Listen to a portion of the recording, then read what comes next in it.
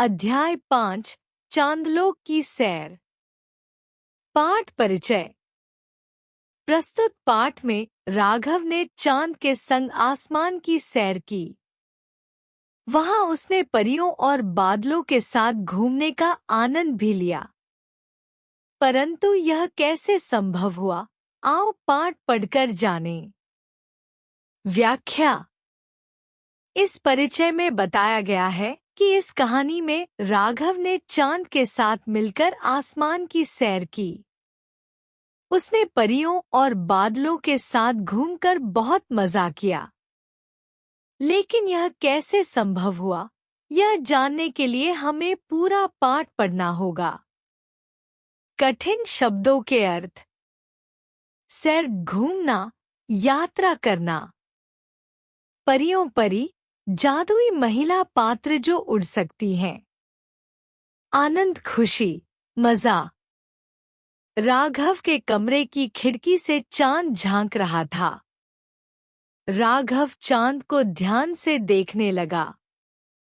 उसे लगा कि चांद हंसकर उससे बातें करना चाहता है।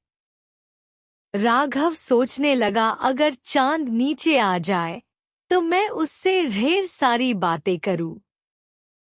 उसके साथ आसमान की सैर करूं और वहां की रंग-बिरंगी परियों से ढेर सारी बातें भी करूं। व्याख्या।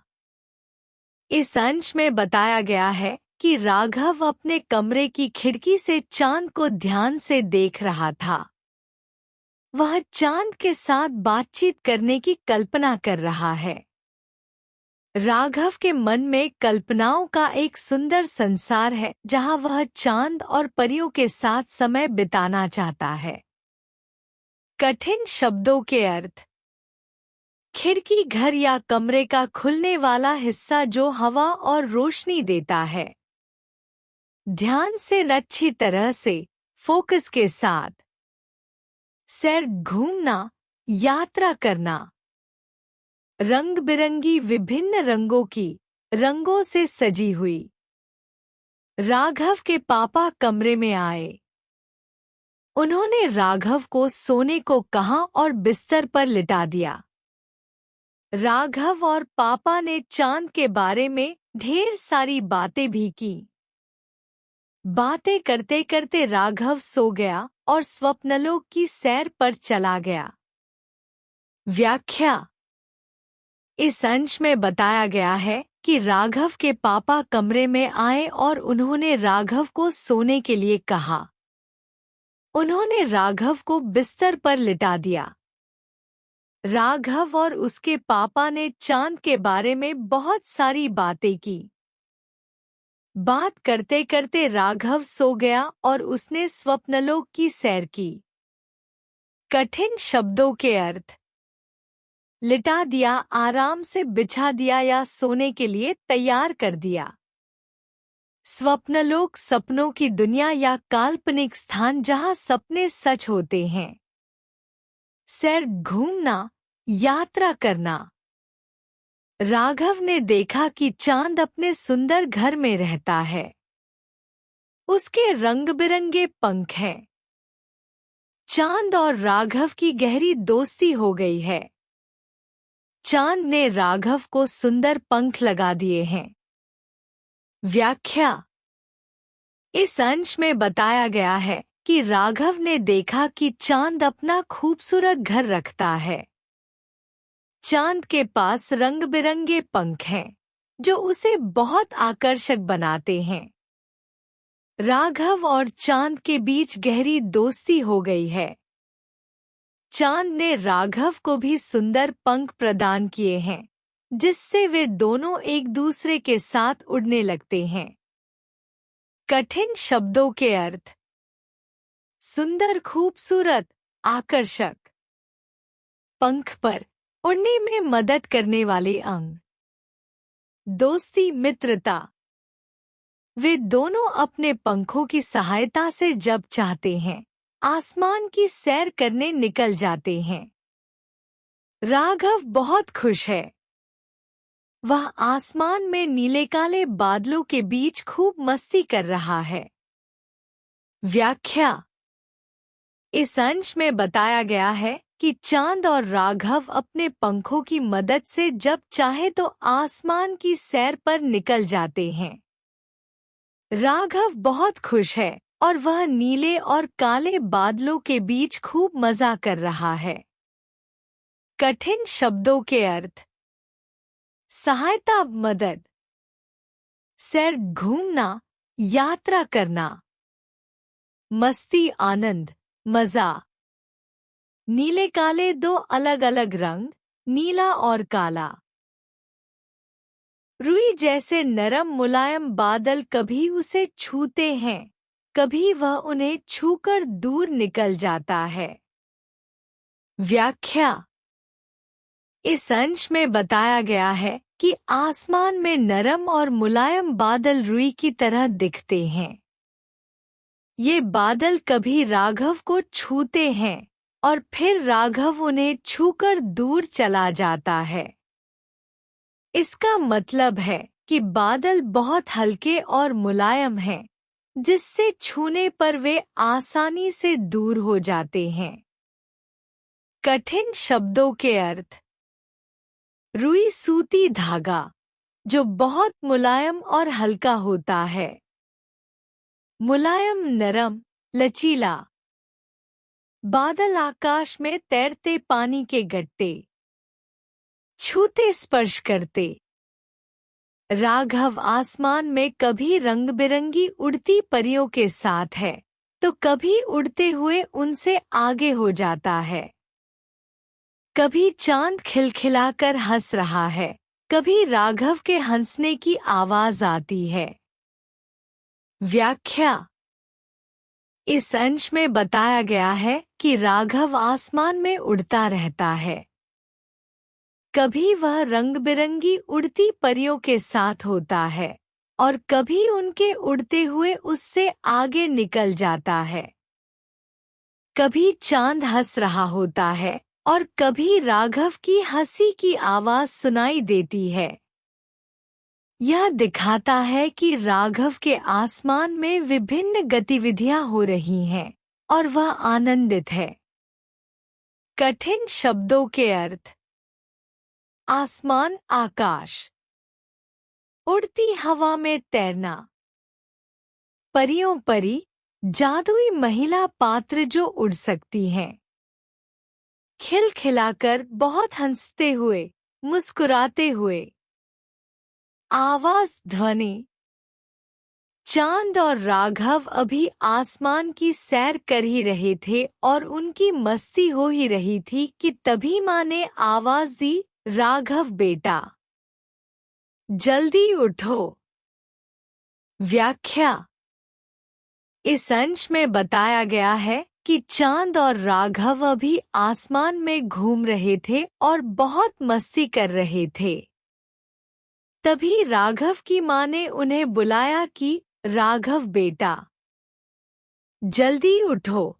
इसका मतलब है कि माँ ने राघव को सोने से जगाया ताकि वह जल्दी से तैयार हो सके और स्कूल जा सके। कठिन शब्दों के अर्थ।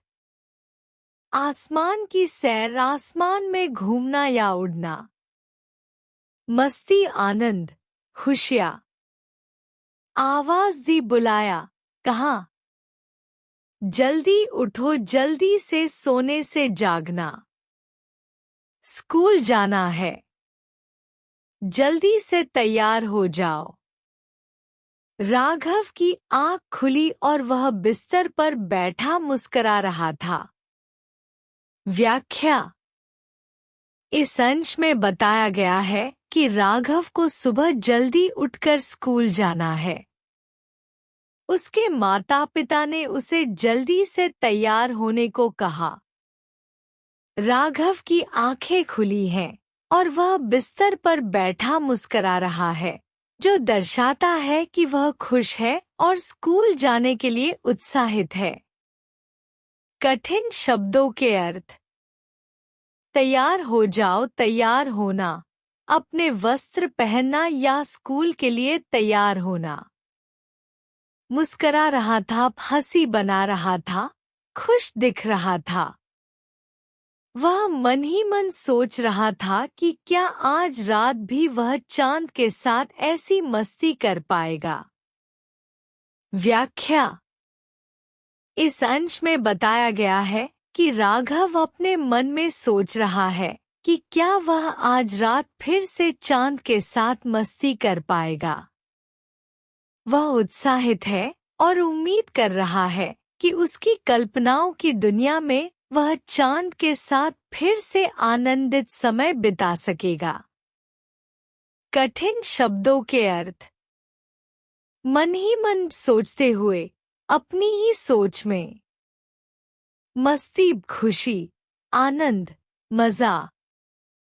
वह अपनी माँ से पूछता है, माँ आज मैंने सपने में चांद के साथ आसमान की सैर की है।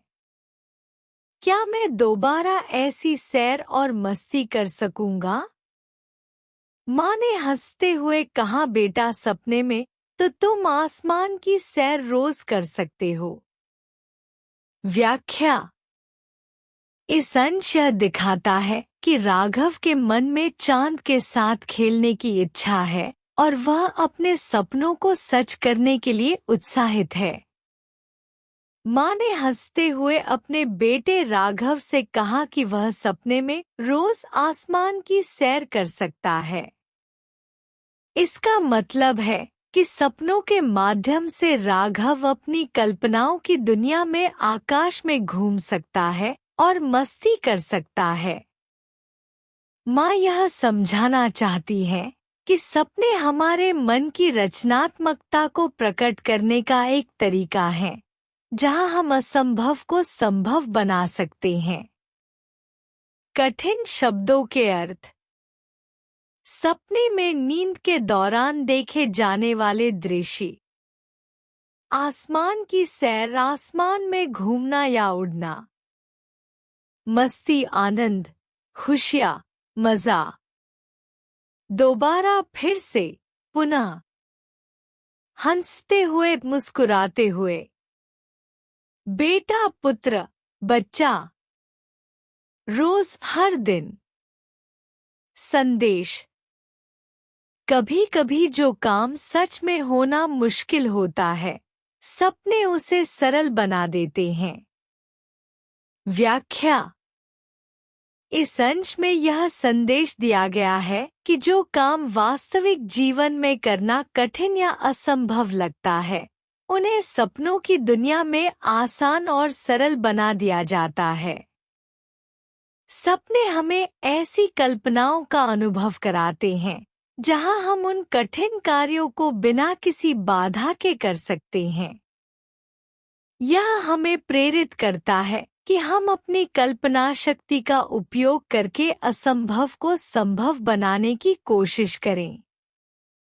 निष्कर्ष, समरी। इस कहानी में राघव नाम का एक बच्चा अपने कमरे की खिड़की से चांद को देखता है और उसे लगता है कि चांद उससे बातें करना चाहता है। राघव की इच्छा होती है कि चांद नीचे आ जाए ताकि वह उसके साथ आसमान की सैर कर सके और रंग बिरंगी परियों से मिल सके। एक रात जब राघव सो रहा होता है, वह स्वप्नलोक में पहुंच जाता है जहां उसे चांद से मित्रता हो जाती है। चांद उसे सुंदर पंख प्रदान करता है और दोनों मिलकर आसमान की रोमांचक सैर पर निकलते हैं। वे नीले काले बादलों के बीच उड़ते हैं, मुलायम बादलों को छूते हैं और रंग बिरंगी परियों के साथ खेलते हैं। राघव को इस स्वप्नलोक में बहुत आनंद आता है। अचानक उसकी माँ की आवाज उसे जगाती है और वह जागकर स्कूल जाने के लिए तैयार हो जाता है। राघव को सोचने पर मजबूर होता है कि क्या वह फिर से चांद के साथ ऐसी मस्ती कर सकेगा। उसकी माँ उसे बताती है कि सपनों में वह रोज आसमान की सैर कर सकता है। मुख्य संदेश।